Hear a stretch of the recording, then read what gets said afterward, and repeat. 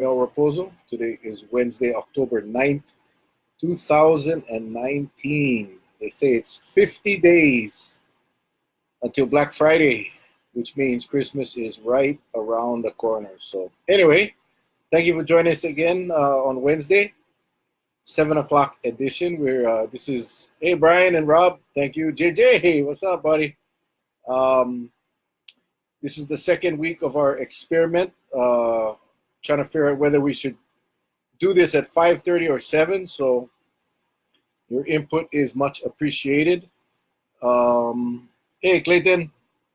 No, hey, aloha, you guys. Betos. I know I'm probably conflicting with some of your shows at night. Somebody told me I'm conflicting with Survivor. Oh, I'm sorry. Karen, Stella, aloha, you guys. Hey, thanks for joining us.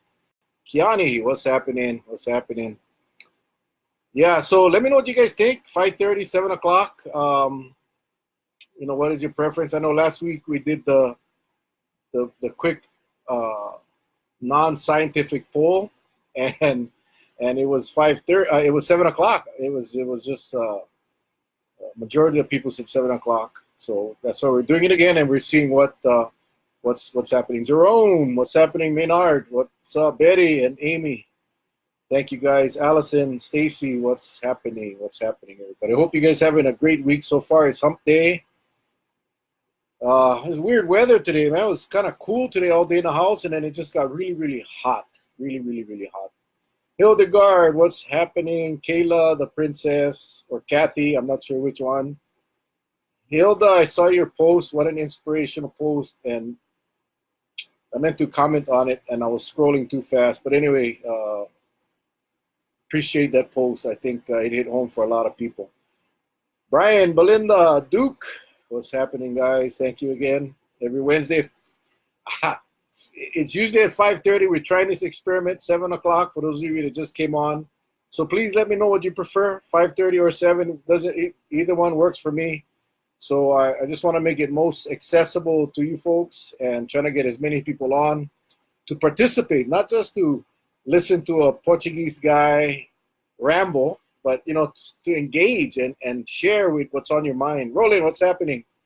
All you got to do is chat it, text it in a little chat box, and everybody can see, but that's okay. 5:30. Betos says 5:30. You and I think one other person, Betos, but we'll see. We'll see where it goes tonight. Oh, Patsy's on. Yeah, we both kind of under the weather, like body aches today. So I think coming down with something. I'm wearing my UH. Last week I wore my solid green UH. I'm wearing my striped green UH shirt today. They're going up against a tough team this week, and we hope they can pull it off against Boise on the blue field. But anyway, hey, Sonny, what's happening? Sonny, nice to see you here. Kule, aloha, aloha. So, yeah, we just take a couple minutes and everybody get on board. And again, feel free to text whatever you want in the box. I'll try to answer whatever questions you have. Or there we go. There's a 7 p.m. Betos. Somebody wants 7. Hey, Christian. What's up? Yeah, so like I said, for me, it doesn't matter. Either one works fine for me. What's up, Sonny? Where was I? I was just going to say something. I can't remember. But anyway. Oh, yeah. So every week we do this. It's either 5:30 or 7. We're going to decide tonight, though, what it's going to be going forward. What's up, Paul? Carlos. Aloha, aloha. It is 10 p.m. in Vegas. Yeah, but Vegas doesn't sleep. No, yeah, so it really shouldn't matter, yeah? I need to get back over there. Vegas is actually the first thing I'm going to talk about on my list here. But anyway, if you miss it here, you can at 7 p.m. works better for me. Oh, got it, Betty, got it. If you want to watch the replay or you want to go watch any of the older sessions, just go to my YouTube channel, Mel Rapozo. What's up, Sonny? Just it's all there. It's just all there from day one. Every single week's Facebook Live session is on there. Kimo Rosen, what's happening, buddy? Thanks for the message. We're going to get to that today as well. So we'll get started because time's a clicking. 7 p.m. for Maynard, right on. Okay, Betos, you got to rally the troops. You got to lobby, buddy. You got to lobby. Anyway, hang on here. Let me just check something real quick. Okay, I get out of here. Okay, so far it's 7 o'clock, unless something changes. All right. So starting off with some really, really good news. And Noya, I think you'll appreciate this. I think everybody heard about the woman. I don't know where. She's from Hawaii. I don't know what island. She's anonymous. I don't blame her. She was at the Main Street. There was a 530 from Clayton. Right on, buddy. Thank you. So she was playing the Madonna slot machine at Main Street Station. Hit a jackpot. Thought it was $9,000. She went to go cash out. It was $932,000. $932,000. What a jackpot. What's up, Kaleo? I got you, Beatles. You can only vote once. But how's that? Imagine going there, and I couldn't tell. They posted a picture of the machine. I couldn't tell what kind of machine. It looked like a penny machine, but I don't know. But imagine that. I mean, winning $9,000 is enough. She thought she hit 9,000, went to go cash out. It's your auntie. God bless her. God bless her. I'm sure she get plenty nieces and nephews. I think she's my auntie too, even though she's anonymous. What's up, Elle? Anyway, cash it out, $932,000. God bless her. I mean, it's so nice to see a local person go up there and hit it big, and at the Main Street. On top of that, that's a fun place. I like the Main Street. What's up, Julie? Melanie, thank you guys for joining us. So I just thought I would start off with a good story because. In the news, they don't print too much good stuff. It's always yucky stuff. So it was really nice to read that today. Saw it on Facebook, several posts about it. So congratulations to Bito's auntie. I think she's my auntie too. $932,000. I know some people are going to say, oh, what about those? You got to pay taxes. Who cares? Who cares? They can take half. 932 is just a little shy of $1 million. That changes your life. Leonala, what's happening? Thank you for joining us. Chris, aloha, Chris. What's happening, bro? Anyway, good story. If any of you decide to hit $932,000, don't forget me. I'll be your nephew or your brother, whatever it needs to be. But awesome. Congratulations to her. And again, God bless her and her family. All right. Okay, so now let's go down this list in no particular order because there's kind of a lot on here, but I want to get through. I only won 500 in the lottery. That's good. Hey, it's better than nothing, man. I can tell you. There was one trip I went, Rose, aloha, Rose. There was one trip I went. It was at the Main Street Station, and I just was extremely lucky. I hit a $12,500 jackpot in addition to a lot of mini jackpots. Just everything I touched was a winner, and it was all in the machines because that's all I play, and an occasional blackjack, but not very good at that. But so I was at the Main Street. It was a great trip. Made enough money to come home, buy a little boat, take the family to California to Disneyland. That was awesome. So maybe it's time to go back. Anybody want to go on a little junket? Let's go. All right, Honolulu Airport ranked 3rd worst in the country. How's that? Clayton and Stephanie, aloha, Auntie Steph. Thanks for joining us. 3rd worst airport in the state, and what's interesting is they keep pumping billions of dollars into that place, and yet we cannot get it right. So I don't know. I mean, I've been on many airports. I didn't think Honolulu Airport was that bad. I've been to some bad airports as well, but I guess the survey just came out and ranked it 3rd from the bottom. Hey, Wally and Carol, thank you for joining us. Thank you. So I don't know what your thoughts on that. I know that, again, you can put as much money as you want in there, but it's got to serve the purpose. It's got to be convenient, and it's got to be for the passengers. It has to be very convenient for the passengers. I know some of the mainland airports it's horrific to get from one terminal where your plane lands to the next one. But basically you got to run. So. I just saw that on the headline. I put it down. I didn't go into detail. We'll try to. Hey, Lisa, Dave, thank you guys for joining us. I didn't go read the report, so I'm not sure what they base that on. But all I know is 3rd from the bottom is really no good, and we got to work on that. Leona, hi, Leona, aloha. Thank you guys for joining us. Real hot issue here for Kauai. the boulders went up at Salt Pond today, blocking access to the beach. I had a couple of calls today from very upset people. We all had the discussion a few sessions ago. You know, the whole big emphasis right now is try to protect the salt pans. And there was a community meeting about a month ago for the Hanapepe community, and I myself, Patsy and I attended that, and it seemed like they had general consensus from the community that putting up the boulders were going to be a good thing. But from what I heard today, what's up, Dexter? What I heard today from the calls I got is they never knew about the meeting. Obviously, they didn't attend. So I think this is going to, I don't think it's over. And I think the calls are being made now to the administration that these people are very upset. One of the concerns was, you know, the handicapped people, the disabled people who want to enjoy the beach at Salt Pond, and you know they were able to be driven to the beach, and now they're gonna have to basically walk or get pushed or whatever it is. So definitely something we got to look at as far as access to the beach for those that need the access. So anyway, your thoughts, please put them in the chat box. JJ, I didn't get any feedback. We did have a pretty intense discussion on that about a couple of weeks ago. That in fact, it was, I believe, the day you sent me the photo. We had the discussion of the spraying of the pesticides or the herbicides or whatever, the poison, because the guy was dressed up in the hazmat suit, spraying the fence line at the airport at Burns Field. So I haven't heard back, JJ, on any what happened, but I know that it was definitely brought to the state's attention. I did email that picture to the state, letting them know what the heck is going on and why are we spraying that in an area that could be detrimental to people, the salt.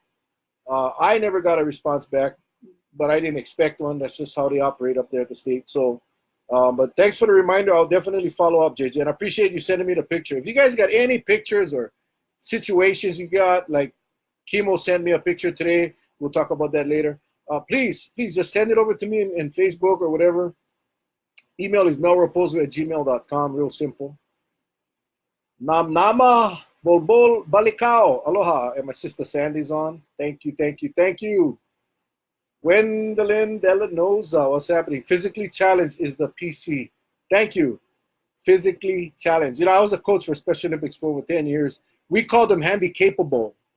Not handicapped, handy-capable. But I like physically challenged. Thanks, Kimo. Doreen and Dwayne. Aloha. No, thank you, JJ. Thank you for sending me again, send me your info. We'll try to do some research and try to get some answers for you guys here on Facebook Live. But that went up today. The boulders went up this morning, so I expect a lot of calls. I expect a lot of outcry from the public that is so used to using that place. I've got to understand it's a delicate balance because we want to preserve and protect that salt pans and understand that we've had that access to the beach, vehicular access, for as long as I can remember. But remember, as I stated a couple of weeks ago, let me fix this camera here. It's against the law to drive on the beach anywhere in the state. So we must keep that in mind as well. Jay, what's happening, Jay? What's up? All right. Okay, how's this? The Honolulu City Council is getting ready to vote, a final vote on what is called the Labor Agreement Bill. Now, this is a very divisive issue on Oahu, and I think it could have effects on the outer islands as well. But basically what this bill, if it becomes law, would do, it would require the city and county of Honolulu to negotiate workforce agreements with unions, only the unions, for any contract value over $1 million. In other words, there would be no competitive bidding outside. It would be limited to just the union companies, the union employers, and the non-union employers obviously would not have a shot. Now, the supporters of this bill is saying that this is needed to ensure that the workers that are being hired for these jobs are from Hawaii, and that the state can or the county can be assured that that these employees are being paid decent wages and that the working conditions would be safe. So that's what the supporters are saying. The opponents, on the other hand, saying that, hey, this is going to cost you more. This is going to cost you a lot more. It's going to hurt the small local businesses. And it really is unnecessary because there are local protection provisions in the state law, in the federal law. So the bottom line is this bill would cause problems for the small local businesses that are non-union. So again, hey Chucky, what's happening? Sharon, I'm sorry, and Summer, what's up, Summer? So this bill, again, is definitely going to cost more money. It's going to cost the city and county taxpayers more money. It's going to be interesting to see how the city and council votes. I didn't get the day of when they're going to vote, but it's coming up. Their next vote is the final vote, and that bill may become law. And again, for those that oppose it, it's real simple. You know, they're saying, hey, you're gonna obviously drive the prices way up, and number two, you're gonna affect the small local businesses that will not be able to participate in the negotiations for the contract. So valid issues on both sides. It'll be interesting to see how they rule. What's up, Dennis? How you doing? And sorry, when I'm looking to my right, I'm checking the text, the messages, and I'm looking at my left, I'm looking at my notes. So anyway, feel free to punch in, you guys. How you feel? What do you guys think? Engage. Ask me questions. I like that. All right. How's this real ID compliance? Big noise all over the place about real ID. You got the deadlines coming up. If you want that gold sticker or the gold star on your license to get you TSA, you got to go through all these additional requirements at driver's licensing. You know what is bizarre? I don't get it, right? To get a gold star on your driver's license, you got to prove with several different documents that you reside here and you live here. You have a permanent address and blah, blah, blah. And then you can get a little gold star that you can use it to get through TSA. Now, when I renewed my license, they gave me that little temporary license. What's up, Laurie? And TSA wouldn't let me use it. They said, sorry, that's not acceptable. You cannot get through TSA. I said, what do you mean? It's on my driver's license. That's all I got.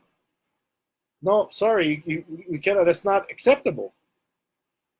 And I obviously didn't have a gold star in my license because it was the temporary one.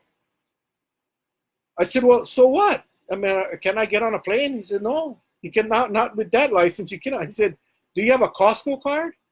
I said, a Costco card? He said, yeah, you have a Costco card? I said, I got a Costco card. Well, that'll work. So how's this? Yeah. You go to DMV, you got to go through all of these. And this isn't a county, it's a federal thing. Yeah? It's a Homeland Security thing. You got to go through all this extra effort to go get a gold star on your license. Or you can go to Costco, get a card, or most of us have cards, and just use your Costco card. Now, you ever seen the back of if you don't, take your Costco card out and look at your picture, look at how unprofessional that thing is, look at how easily duplicatable that is. You cannot tell me that you cannot make a false Costco card, and that'll get you to TSA. But your driver's license without a gold star cannot. Incredible. Hi, Mel, did you hear of a bill that would require motorists to show proof of registration for cars to put gas? Supposed to happen sometimes in 2020, someone posted. No, I have not heard about that, Sharon. But again, I wouldn't be surprised. I have not heard about that. I cannot imagine why they would require a motorist to show proof of registration for cars to put gas. I will definitely follow up on that. That is interesting. Hi, Hanani. How are you? That happened to me too. Yeah, it happened to a lot of people. You cannot get through with your temporary official driver's license, but you can get through TSA with a Costco card. Wow, unbelievable. Hey, what's up, Wesley? Yeah, I love Costco too, and thank God for Costco, else I would never have gotten on my plane that morning. Aloha, Dad, all the way from Washington. My dad always faithful, loyal viewer. Thank you, Dad. Oh, Wesley's in Vegas. Go to Main Street, play the Madonna machine. That was on Entertainment State of Hawaii page. Okay, I gotta go find out. I gotta go find it. Yeah, everybody just go Costco. Go Costco, get a Costco card. TSA, unbelievable. Hey, Sherry, what's up? Charlie, Iona, aloha, aloha. No worry, Dad, you late. We're just getting started. We just getting. Oh, it's not true, Leona. That's not true. Okay, good. Woo! I paid $180 for TWIC to get on the pier, issued by Homeland Security. TSA doesn't need to accept it as ID too, does it? Yeah, well, incredible. Amy, what's happening, Amy? Yeah, unreal. I tell you, laws, sometimes you don't know why it is there. If you Google weird laws in the country, and you can go back, and it's illegal to eat onions on Saturdays. There's some really weird laws that have never been changed. Thanks, Dad. Appreciate it. Yeah, we was there when the lady won. Wesley, all right, man. Did she barato? I hope she barato. It's because of the road tax the fuel companies pay. I still don't understand, because you're paying the tax whether you have the registration. I don't get it, but we'll see. I think it's phony anyway, but we will find out. We will find out. All right. So much for real ID compliance. But it's just, they put the normal person through the ringer to get a gold star, and yet your Costco card gets you through TSA with no problem. Incredible, incredible. All right. I didn't have this on the list. Kimo sent me some photos of the abandoned vehicles. I got to tell you, we had extensive discussion on Facebook Live, so I don't want to take too much time on it. But, it is a problem. And it seems to be getting really, really worse. I don't know if you're seeing these cars pop up everywhere. And it is. And, but again, I'll say it again. Unless we change the state law that puts the responsibility and the liability on the last registered owner, things aren't going to change, because you can't enforce a law on someone that you don't know who it is. Unless you physically, personally see the person dumping the car, just because you have the VIN number, just because you have the last registered owner, if that registered owner filed a notice of transfer, they're off the hook, and no one's on the hook. So for those cars that have a last registered owner that did not file a notice of transfer, yeah, we can go after them. But unless we have that, you really can't enforce it. So make it a requirement. Again, have the seller and the buyer get together in front of notary or at the DMV office and do the transfer there. Happy birthday, David Sosner. How are you, sir? Thank you for joining us. LA Bridge is still there. LA Bridge is still damaged. Amy, they are fighting to see who's responsible. The guy in the truck is responsible. The guy who hit it is responsible. So, it's another one of those baffling mysteries, Amy. I wish I had a better answer, but I can only ask, and I gotta accept what they give me. Frustrating to say the least. Frustrating to say the least. But it's in my mind, it's the person that hit the bridge, caused the damage to the bridge, and they should repair it. Again, I wish I had a better answer. So anyway, so that would take care of finding the person responsible. But the other problem is the cost that it takes to remove these cars. And it's right now, according to the chief of police, it's about $400,000+ a year of our money that's going to pay these toll companies to move the car. Now he's telling us that the minimum toll charge in a perfect situation is $600, and it can go up to more than $1,200. So that's another problem. Yeah, the gouging and the fact that if we're paying that much money, maybe we should get our own tow trucks, and maybe we should get our own tow yard, and maybe we should create the old style salvage yards, and have it so where people can go in and buy parts, and we can create a revenue. What's up, Alfred? So there's a lot of options. The bottom line is to get those cars off the road. It takes money. It is what it is. So we got to figure out a way how we can recoup some of that money, But that should not be the excuse for this county to not be moving those cars off the road. It's not only an eyesore, it's also a hazard. It's also a safety hazard. To have a junk car on the side of the road that is a potential, an object that can potentially hurt someone if they should crash into it. So, what's up, Charlene? 7 abandoned cars behind St. Catherine Cemetery in Kapal. Kimo, there are probably, I would say, several hundred cars right now abandoned. And that's probably very conservative. In Anahola, I think someone posted they went out and counted 51 just in Anahola alone in the back road. So, yeah, I mean, maybe even over 1,000. I don't know what it is, but the bottom line is you got to move it. We got to move. You cannot leave it on the side of the road. You move it and you do your best to find the last registered owner, and then you go after them. You cite them. We go to court, and you prosecute them. That's how it works. I mean, that's anything less than that ain't gonna work. Just enjoy it until the Wall Street Journal or the New York Times prints another article calling Kauai the garbage island, like they did a decade or so ago. That's when people start moving. When there's a threat to the visitor economy, everyone goes nuts. And now we got to go find the money. Now we got to, after that article came out in New York Times, the cars were gone almost instantly. Well, why we got to wait for that? Why we got to wait for the black eye? Just go get it done. Be proactive. Yes, it's going to cost money. People got to understand that. It's a cost we all got to bear. So we need to find ways to recoup that. And you do that through the prosecution. You do that through the civil complaints against these people that own those vehicles last. Hi, Myra. Long time no see. There was talk before about adding a charge onto every new car to cover towing. Well, I mean, Jay, that's one way. But why should I pay for someone dropping their car? And I understand it's a $2, $3, $5, $7. It ain't gonna break the bank. My point is this: you're not solving the problem. You're solving the one part of it, raising the funds to move the cars. But unless there's the same effort in going after these people to have them pay and replenish the funds, I have a hard time with that. But yeah, at the end of the day, somebody's got to pay for it. The taxpayer's got to pay for it. And it's either going to come out of an increase in fees or reduction in services somewhere else.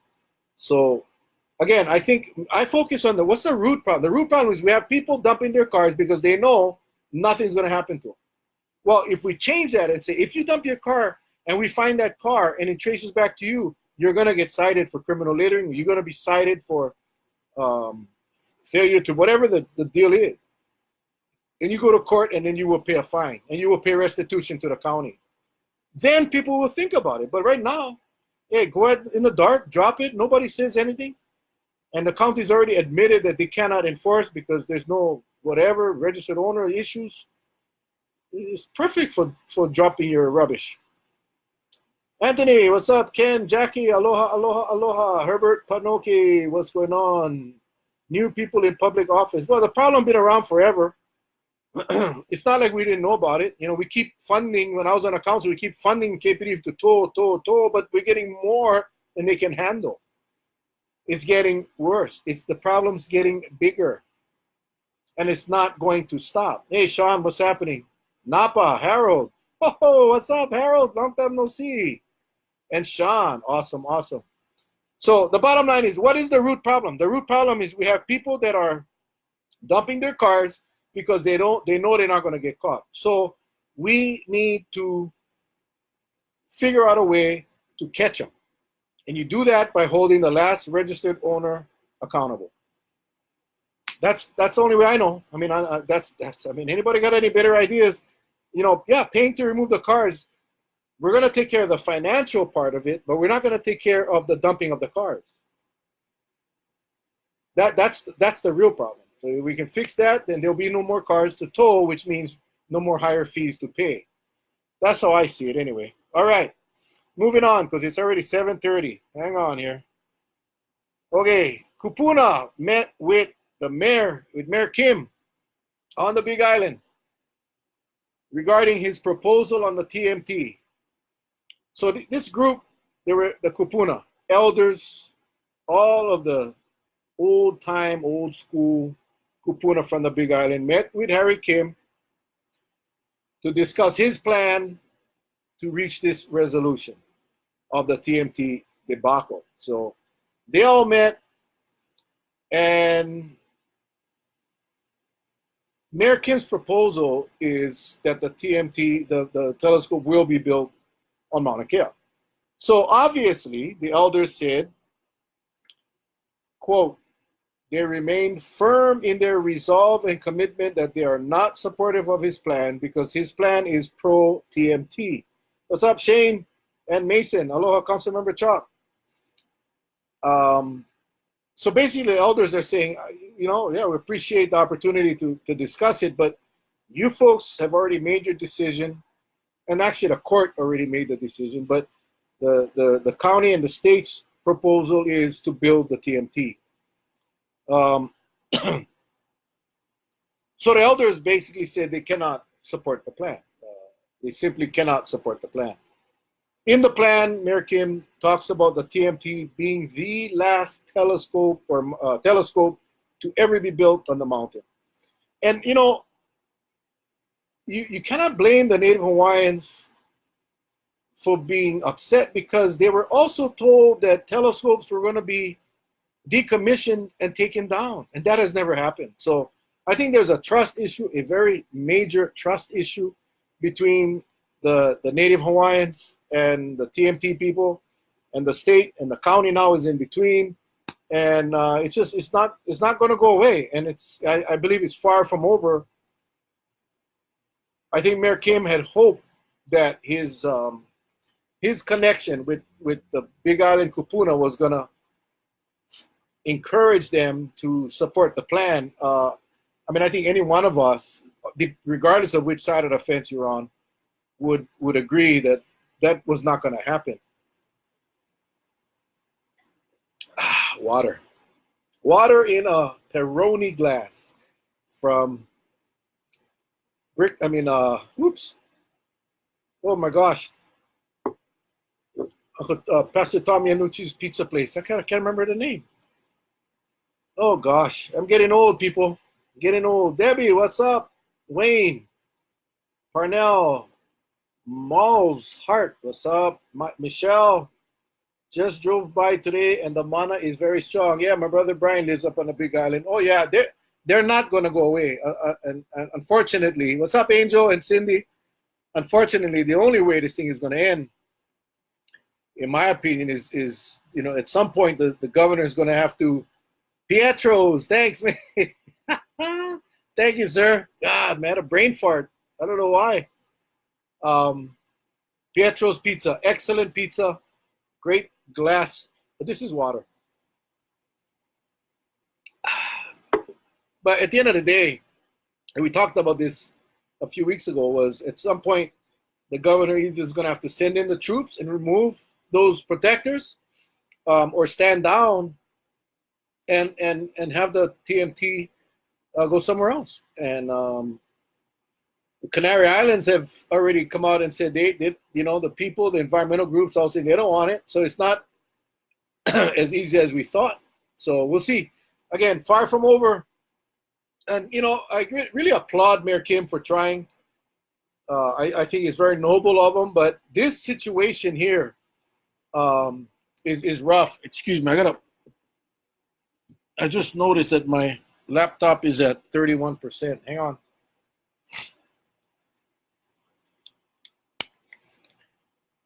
Yeah, so that situation up in Mauna Kea is volatile. Everything is peaceful. Everything is organized and structured. But at some point, like I said, if the decision is made to remove the protectors, then I believe it will get some ugly. Gonna get ugly. All right.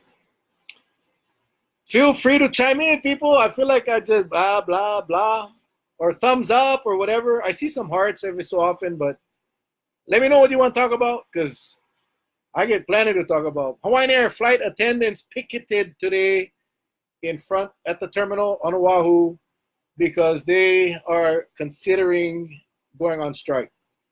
They're going to hold a strike vote starting October 28th. Now, They have been working without a contract for quite a while. They have been in negotiations with their contract for quite a while. And we talked about this in the past. We saw the pilots picketing at one point. Then we saw the pilots picketing with the flight attendants. The flight attendants have done, I think, 5 or 6 pickets at LA airport. They are fed up. The flight attendants who really, I mean, it's the support people of Hawaiian Airlines that make that airline successful. It's the counter people. It's the gate people. It's the ramp people. It's the flight attendants. It's the pilots. It ain't the corporate people sitting in their corporate offices playing around with fares and people's salaries and livelihoods. That's not them. The support people of Hawaiian Airlines are awesome. And I've said that numerous times. The customer service on Hawaiian Airlines, I know I read some posts every so often. Somebody gets upset. But you know what? I traveled a lot on many, many, many different airlines. And Hawaiian, as far as customer service, stands out above all the rest. They still serve a hot meal, by golly.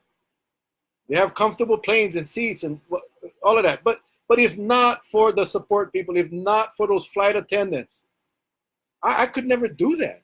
If not for the people at the gate checking you in and the ramp people that's moving those planes and throwing the luggage, they would not be successful. So, they read the profit reports.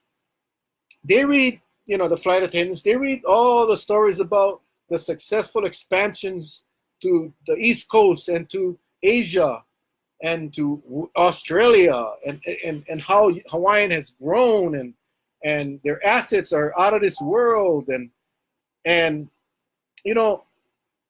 they sit back and cannot even negotiate a fair contract with these corporate people.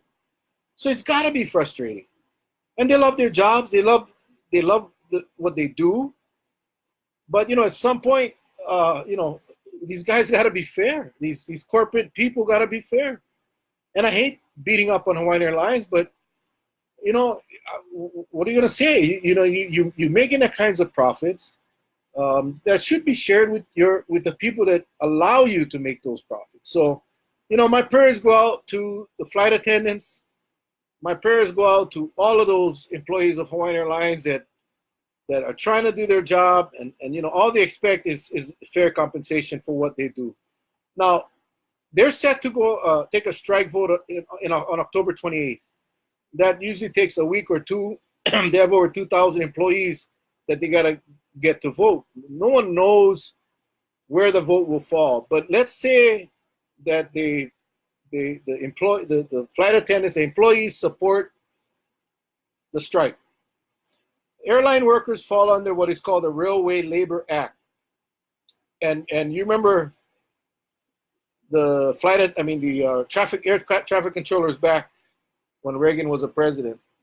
Airline workers fall under that as well. And basically discourages these employees from striking because they're so vital to this country. Yeah? They're vital to business. They're vital to the economy. You see what happens when a computer glitch shuts down airports around the country. It cripples the country.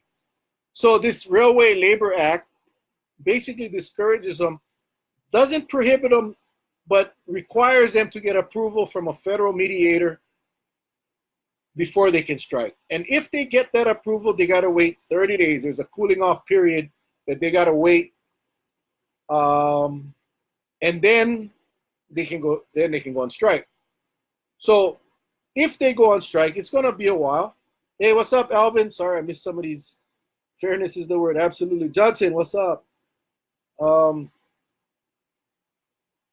If they go on strike, only the president of the United States, Donald Trump, would be able to order them back to work. So we don't know what's going to happen. We can only hope and pray that, what's up, Lola? We can only hope and pray that Hawaiian Air, corporate people, will see the value of their employees, their flight attendants, and pay them fairly. That's all we can hope. Because it would be a travesty to see those people walk out and go on strike. It really would. It really would. Kimo, what do you think of the mayor and 3 councilmen traveling to Japan on taxpayer dollars? We don't need more tourists. Our infrastructures are already maxed out. Well, it was a mayor, I believe, and only 2 council members. I think it was only Kagawa and Kuali'i. I did have a small delegation. You know, I'll be honest, it was a sister city visit. I participated with Mayor Cavallo, first time ever in all my years, 12 years on a county council. I went on one sister city trip with the mayor. It was actually a pre-sister city trip to the Philippines. It was much more than just a sister city. Hang on, I need water. It wasn't a visitors bureau trip. It's how governments can work together to improve the governments in their respective countries. Now, the cost was relatively small. I thought I saw somewhere it was like $9,000 or so. I think for the mayor's office. I'm not sure what the council office, really airfare and hotel. Now, I don't know what was on the agenda for the Japan trip.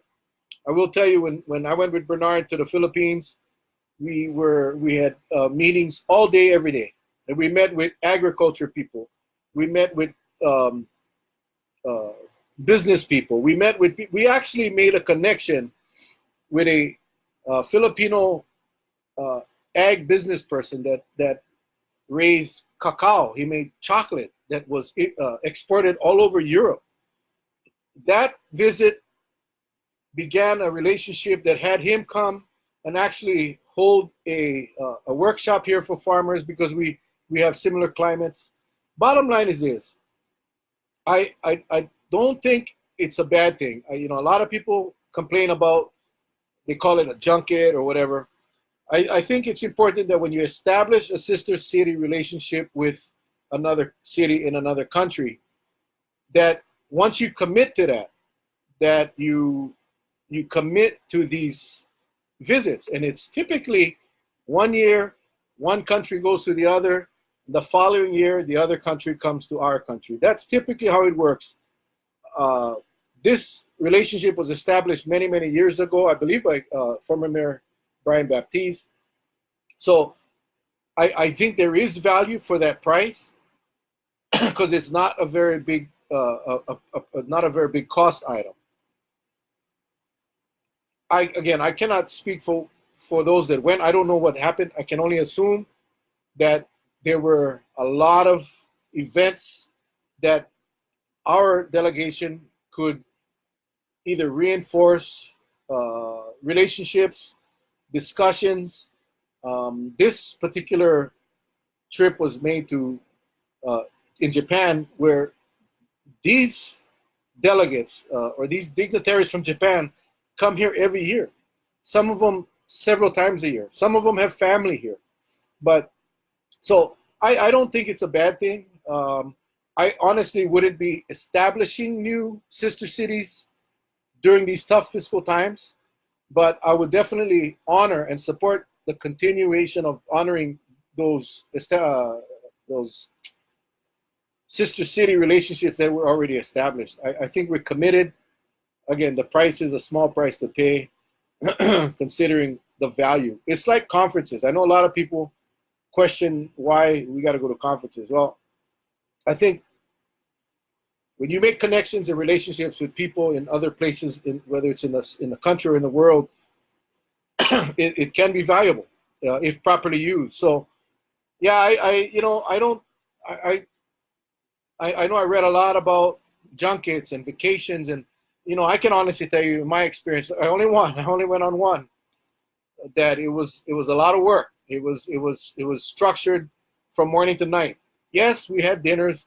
Yes, we had a lot of time that social time that we could actually relax, but the majority of that time you're in meetings with very high-powered dignitaries from another country, and if done right, we get much more in return financially than we do by paying for the trip. I hope that answered your question. What's up, Lola? Eddie. Aloha, Eddie. Mahina, how you, Honey, Mariah, Herbert, and John. Thank you, thank you, thank you. What is the value of to taxpayers of sister city relationships? Again, like I just stated, when our delegation meets with their delegations, there's representatives from all different segments of their government, of their community. Like I say, could be ag, could be tourism. Now, I don't think this was a trip to go up and stir up tourism to come to Kauai. I don't think that was the issue. I don't know.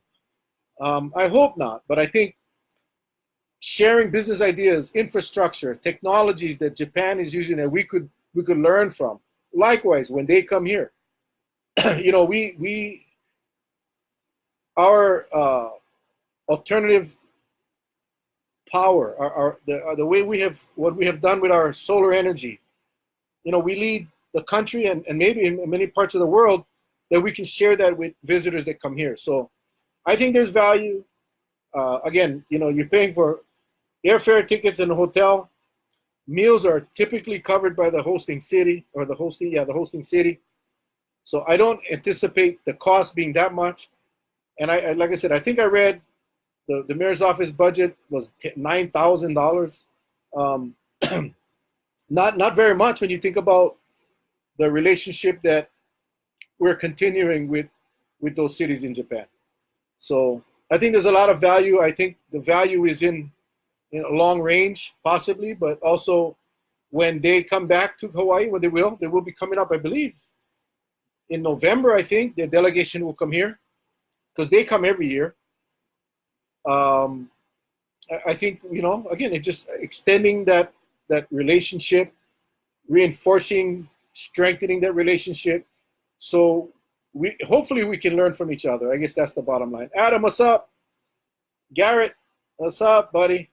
Yeah, I know a lot of people. I read the comments on Facebook, and it's frustrating when you see your leaders traveling. But like I said, I see the value with sister city relationships. I've seen the value personally from the trip that I went to with Bernard to the Philippines. Again, I would not start any new sister city relationships right now because of the fiscal condition that we're at. I wouldn't be starting any, but I honestly believe that we should continue to support the relationships that have been established by prior administrations. All right, do you think we'll ever have 6 to 8 lane freeway in our plans? Ele to Anahola, if we could. Menard, not in your or my lifetime. I mean, we're just trying to get widening. We're just trying to get extra lanes of traffic, of roads.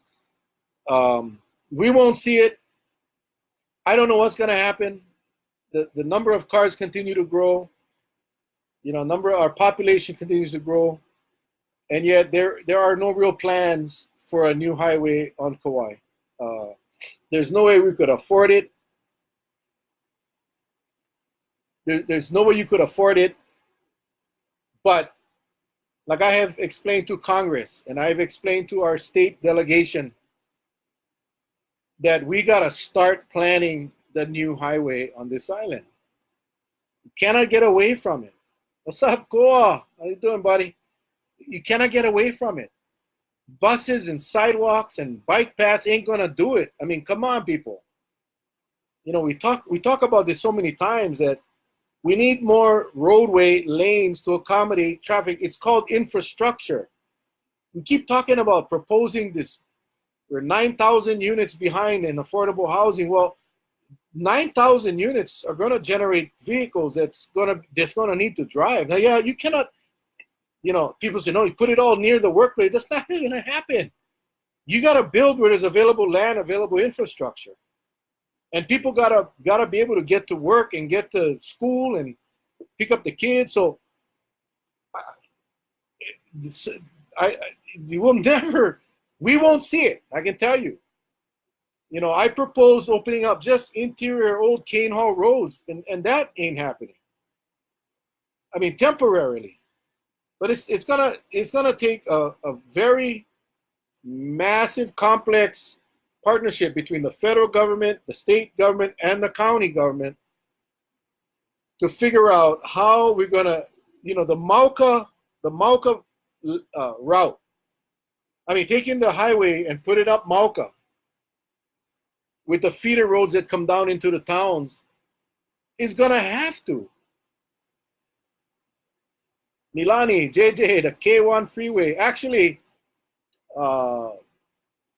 Kawamura from Kawamura Farms, one of our most decorated veterans, he wanted to call it the Freedom Highway and have the federal government pay for it. And you know, that's the only way it's going to work. The federal government is going to have to pay the bulk of that cost. It's going to have to be a federal highway. And I think it should be called the Freedom Highway. And as a tribute to our servicemen and women. I thought it was a fabulous idea by Mr. Kawamura, and I brought it up for him at Congress. But, you know, right now Congress is too busy. They're not worried about our issues. Darnell, what's happening? Lisa, aloha world traveler. I want your job, Lisa. I want your job. Okay. Let's see. I gotta look at my time here. Oh my God, we get 10 more minutes. Okay, real quick. This one is this is gonna be a big issue here on Kauai. KIUC seeking public input on water diversions. Now, I'm only putting this out here for information. We don't have enough time to debate this issue. But the KIUC's draft environmental assessment regarding the Waiahi hydropower plants have been published, and the public has until November 7th to comment. Okay, so the EA environmental assessment for KIUC's draft, the plan to divert water into their Waiahi hydro plant, the EA's comment period will end on November 7th. So whatever side of the fence you're on, you have until November 7th. Woo. John Shadran, what's up, buddy? Jeffrey Watts, aloha. Okay, the document is part of the application process to secure a long-term lease for the use of 2 water diversions in Wailua, in the Wailua watershed called the Blue Hole area. So they want to create 2 diversions to feed their hydro plant. Those diversions support hydroelectric facilities and have been operating under a short-term revocable permit that the State Board of Land and Natural Resources has been renewing since 2003. So they want to secure a long-term lease. They got to do this EA. So if you are concerned, whether you for it or against it, whatever, you have until November 7th to post your comments, and you can do that. Oh my gosh, I guess I should have just punch in KIUC environmental assessment, Google, because I left that out. It's probably on the KIUC website or on the Board of Land and Natural Resources website. It has to be there. What's up, Eric? So anyway, November 7th is the deadline. So if you want to have a say in those diversions, make sure you make your feelings known and make sure it's part of this environmental assessment. Okay. All right, and we're gonna end with a couple of good stories, I guess. Number 1, Kekaha Titans, the Pee Wee team, Pop Warner, heading to Florida for the National Pop Warner Super Bowl. Congratulations! Round of applause. They won this past weekend, so they have the berth. They're gonna be going over to Florida. Senator Kochi, how are you, Senator Kochi? They're going to head over to Florida to play in the National Super Bowl. Our team, the Mighty Mites, Lihui Raiders, we have to win another game. We're undefeated, but we got to play Hana Pepe this week. And bottom line is, if we can win this division, we will be off to California. Hey, Don, what's happening? So if you want to help Kekaha Titans or the Lihui Raiders, or if you want to make a donation to the Kauai Pop Warner League or the league, just let me know. I'll get you a link. Help these kids get off to Florida or California, so we can make it a very enjoyable trip for them. I always believe that if not all the kids can go, no one should go. It takes a whole team to win championships. So Kekaha has made the decision to travel. They're a great team. They're going to represent Hawaii, not just Kauai. They're going to represent Hawaii well in Florida. So if you want to help, shoot me a message. I'll put you in touch with the right person. $5, $10, 15, 20, doesn't matter.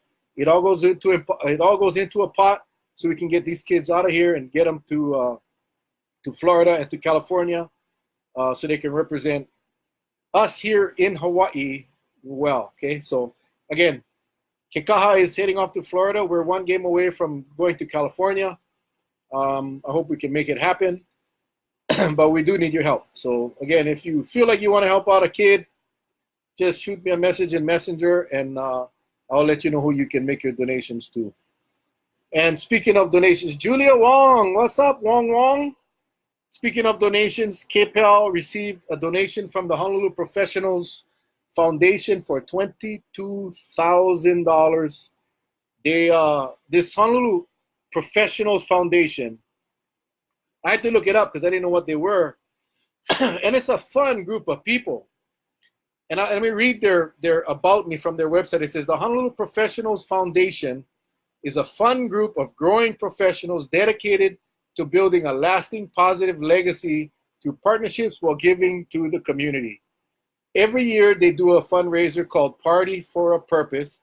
It's held at the 3rd of July. It celebrates the 4th of July. It's a huge thing on Oahu. And they raise money, and then they give the money away. And KPEL is a Honolulu organization now, made up of Honolulu professionals, business people. They selected KPEL, our Kauai Police Athletic League, and presented a check for $22,000, which will be used for equipment. KPEL, serves about over 1,000 kids here on Kauai. So that is amazing. So thank you, Honolulu Professionals Foundation. Appreciate that. That's so nice. You get a Honolulu organization made up of young professionals. I want to start a Kauai chapter of this group and do that on Kauai. Just have parties, raise money. What's up, Paul? Reen, aloha, you guys. And then give them away. Wouldn't that be awesome? And give them away to organizations that take care of our kids or kupuna. That would be solid. And one last thing. And this, let's see, we're going to find this. Okay. I don't know if you guys know, but everybody knows, what's up, sweetie? Everybody knows Augie T, yeah, our world famous comedian. Well, he is running for the Honolulu City and County Council. He's running for the council on Oahu. And, Augie and I have been friends for a very long time. And I don't know if you know Augie, but, there's more to Augie than making people laugh. And I think if you know Augie or if you followed him, he has worked so hard in the community. He's come up from, humble beginnings. He's like everybody, like all of us, normal people, working for your survive and working to take care of your family. And he has been active in so many different political events. He's worked with so many different politicians. I spoke to Augie a while back, and he expressed, he was asking questions about political office, and I told him, you'd be a perfect political guy. You're a community leader. You're already there. What's up, Lemomi? Anyway, this year he has decided to run. I like Augie. I think he'll be a great council member for the city and county of Honolulu. And I wanted to share his fundraiser. He's having a fundraiser on Friday the 18th at the Philcom Center on Oahu. I know there's some of you on here from Oahu. Some of you have family and friends on Oahu. But if you want to help him out, get his campaign kicked off properly, it's going to be a night of music and laughter, of course. Frank De Lima, Andy Bumatai, Mike Toba, Kevin Okimoto, it's going to be a fun night. $60 a ticket. If you guys are interested, please help him out, man. I want to see Augie get elected. I want to see him represent. This guy has a heart of gold. Just because he's funny, he can relate to every single person on Oahu. I mean, he does it here. I've known him long time. The guy's heart is in the right place. He has no political agenda other than to help the people of Oahu. And in essence, the people of the state of Hawaii. So October 18th, Philcom Center. I'm going to type in the phone number that you can call. Write this down if you're interested. If you know someone in Oahu, that is the number to call for information or tickets. or you can visit vote the number 4 Augie .com. That is his website. You can buy tickets on his website. You can. I'm not his campaign manager. I just love this guy. I think he'd be great for. I've worked with a lot of council members over the last 12 or 14 years. I've worked with a lot of them, and if you add the ones from the mainland, it's a lot. Augie's the real deal. Augie is a great guy. Like I said earlier, his heart is in the right place. He wants to help, and I believe he can. So if you want to learn about him, visit that website, check him out. And I think that does it. It's 8 o'clock. Thank you guys for joining us. Oh, real quick. We only got a couple of you, 27 people left online. Punch in 5:30 or 7. 5:30 or 7. What do you prefer, 5:30 or 7 o'clock? Because we're going to make a decision tonight. And while you guys punching in the times, 5:30 to 7, 5:30 or 7 o'clock, I just want to take this time to thank you for joining us again every Wednesday here, right here on Facebook Live. Don't forget my YouTube channel, Mel Rapozo. You can go on and watch the replay on YouTube rather than trying to find this thing on Facebook. But I appreciate you guys for always coming in and engaging. 7, 7, 7, 7. Okay, looks like it's going to be 7. 7. All right, 7, 7, 7, 7, 7. Okay, 7 it is. Everyone, next week, Wednesday, 7 p.m. to 8 o'clock. And we will do it every single Wednesday again. Hope you guys can join us next week. Have a great rest of the week, you guys. Enjoy. Have a good night tonight. See you guys next week. Love you guys. God bless. Aloha.